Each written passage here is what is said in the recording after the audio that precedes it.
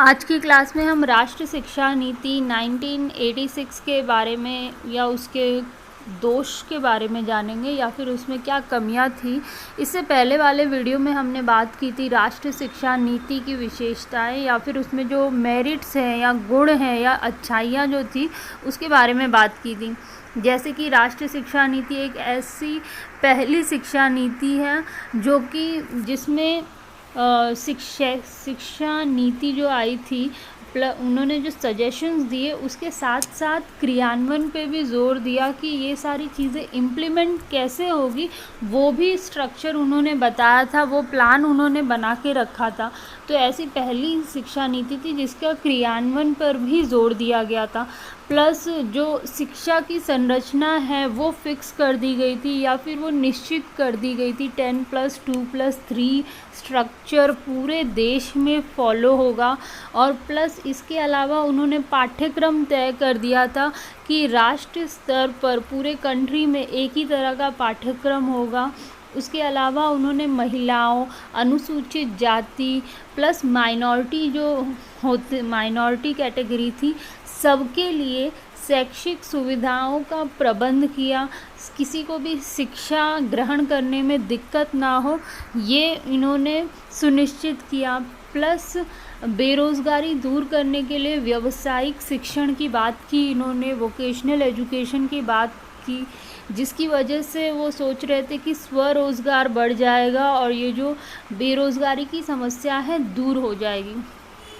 तो ऐसी काफ़ी सारी अच्छी चीज़ें के बारे में बात की गई राष्ट्रीय शिक्षा नीति में, पर कुछ कमियां भी रह गई। ये पॉलिसीज़ तो उन्होंने बनाई अच्छी पर इसके अलावा कुछ कमियां रह गई राष्ट्रीय शिक्षा नीति में, तो उसके बारे में बात करेंगे कि क्या कमियां थी या दोष थे राष्ट्रीय शिक्षा नीति में।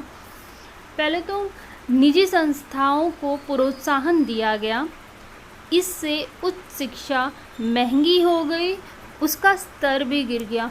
अच्छा, जो राष्ट्रीय शिक्षा नीति 1986 थी इसमें प्राइवेट ऑर्गेनाइजेशन या निजी संस्थाओं को बहुत प्रमोट किया गया कि आप भी आइए और जो ये शिक्षा व्यवस्था हमें पूरे देश के लिए बनानी है उसमें आप भी कंट्रीब्यूट करिए। बट इससे हुआ क्या, उन्होंने सोचा कि जो हम गवर्नमेंट सोच रही थी कि ये प्राइवेट ऑर्गेनाइजेशन को हम साथ में ले लेंगे तो जो शिक्षा व्यवस्था हमें करनी है वो आसानी से हो जाएगी, बट इसका प्रभाव कुछ अलग ही पड़ा।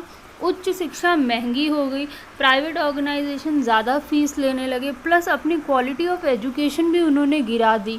जो चल रहा था स्टैंडर्ड या फिर शिक्षा का जो स्तर था, लेवल ऑफ एजुकेशन था, वो भी गिरा दिया गया।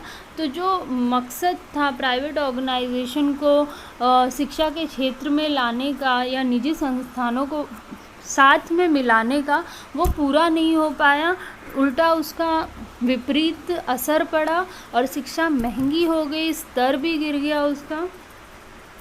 नेक्स्ट, शिक्षण संस्थानों ने प्रवेश के समय बड़ी धनराशि लेने लगे और जिससे शोषण बढ़ गया। जो शिक्षण संस्था प्राइवेट ऑर्गेनाइजेशन को उन्होंने बहुत प्रमोट किया राष्ट्रीय शिक्षा नीति में, निजी संस्थानों को उन्होंने बहुत प्रोत्साहन दिया और बट निजी संस्थान किसी न किसी ज़रिए या कोई ना कोई मौका पाके एक अलग अलग चीज़ों के नाम पे पेरेंट्स को लूटने लगे। जैसे कि शिक्षण संस्थानों ने प्रवेश के समय बड़ी धनराशि लेने लगे और जिसकी वजह से जो पेरेंट्स थे उनका शोषण बढ़ गया। आप देखोगे एडमिशन के समय पर डोनेशन के नाम पे काफ़ी बड़ी धनराशि ली जाती है और जिसकी वजह से शोषण बढ़ गया, एक्सप्लॉयटेशन बढ़ गया और शिक्षा जो हमें देनी थी सबको मिले, आराम से मिले, वो नहीं हो पा रहा था। क्यों? क्योंकि इतना पैसा जो दे पाएगा वही एडमिशन ले पाएगा। तो निजी संस्थानों के आने की वजह से एक दिक्कत ये आने लगी। राष्ट्रीय शिक्षा नीति में ऑपरेशन ब्लैक बोर्ड की भी बात की गई थी। ऑपरेशन ब्लैक बोर्ड हमने पहले भी इसको डिस्कस किया है। ये एक ऐसी योजना थी जिसमें कहा गया कि सारी जो प्राथमिक स्कूल है, गवर्नमेंट स्कूल है, उसमें जो बेसिक चीज़ें हैं वो मुहैया कराएंगे, जैसे कि रूम हो गए, ब्लैक बोर्ड हो गए, चॉक, डस्टर और टॉयलेट्स, पानी पीने की व्यवस्था, ये सारी चीज़ों की बात की गई कि ऑपरेशन ब्लैक बोर्ड जो योजना है उसके तहत हम ऐसी बेसिक चीज़ें सारे प्राथमिक विद्यालयों में पहुंचाएंगे। बट ये योजना भी थोड़ी फ्लॉप हुई, क्योंकि इसके तहत निम्न गुणवत्ता वाले शिक्षण सामग्री की व्यवस्था की गई। अब ये योजना तो इसलिए बनाई गई थी कि सब स्कूल्स में, गवर्नमेंट स्कूल में बेसिक चीज़ें पहुँचे, जो बेसिक ज़रूरतें हैं वो स्कूल में पहुँचे और स्कूल अच्छे से पढ़ा सके, अपना काम कर सके। बट ये प्रोग्राम के तहत, ये योजना के तहत जो बिल्डिंग्स बन रही थी, स्कूल बन रहे थे, वो बहुत घटिया क्वालिटी के थे। जो शिक्षण सामग्री पहुंचाई जा रही थी स्कूल में, चॉक, डस्टर, ब्लैक बोर्ड, वो बहुत घटिया क्वालिटी के थे। तो इसलिए ये जो मोटिव था ऑपरेशन ब्लैक बोर्ड का, वो पूरी तरीके से हो नहीं पाया, सफल नहीं हो पाया। नवोदय विद्यालयों की स्थापना करने के पीछे योग्य बच्चों को विकास के अवसर प्रदान करना था, पर ऐसा हो नहीं सका। अच्छा, नेशनल एजुकेशन पॉलिसी में राष्ट्रीय शिक्षा नीति 1986 की जो पॉलिसी थी उसमें बात की गई नवोदय विद्यालयों की। नवोदय विद्यालय इसलिए बनाए गए थे जो टैलेंटेड बच्चे हैं बट उन्हें सही सुविधा नहीं मिल पा रही है, फ़ीस इतनी ज़्यादा नहीं दे पा रहे, तो ऐसे बच्चे जो टैलेंटेड है पर उनके पास इतनी फ़ीस नहीं है देने के लिए, उनके लिए नवोदय विद्यालय बनाए गए थे। उनको विकास के अवसर प्रदान करने के लिए नवोदय विद्यालयों की स्थापना की गई थी, पर ऐसा हो नहीं सका। उसमें भी जो एडमिशन का प्रोसेस था उसमें गड़बड़ी चलने लगी और जो टैलेंटेड, एक्चुअल में टैलेंटेड बच्चे थे वो उसका लाभ नहीं उठा पा रहे थे। प्लस टू स्तर पर, मतलब 12th की बात कर रहे हैं, +2 स्तर पर योग्य अध्यापकों की कमी रही, जिसके कारण व्यावसायिक शिक्षण का लाभ नहीं मिल पाया। अब नेशनल एजुकेशन पॉलिसी जो थी, राष्ट्रीय शिक्षा नीति, उसमें बात की गई थी कि 12th के जो बच्चे होंगे उसमें या फिर 12th लेवल पे ही हम वोकेशनल एजुकेशन या व्यावसायिक शिक्षा बच्चों को सिखाएंगे, पढ़ाएंगे। बट ऐसा हो नहीं पाया क्योंकि हमें वैसे या उतने प्रतिभाशाली या योग्य टीचर मिल नहीं पाए। तो +2 लेवल पे वोकेशनल एजुकेशन, व्यावसायिक शिक्षा इंट्रोड्यूस करने का जो प्लान था वो भी फ्लॉप ही गया।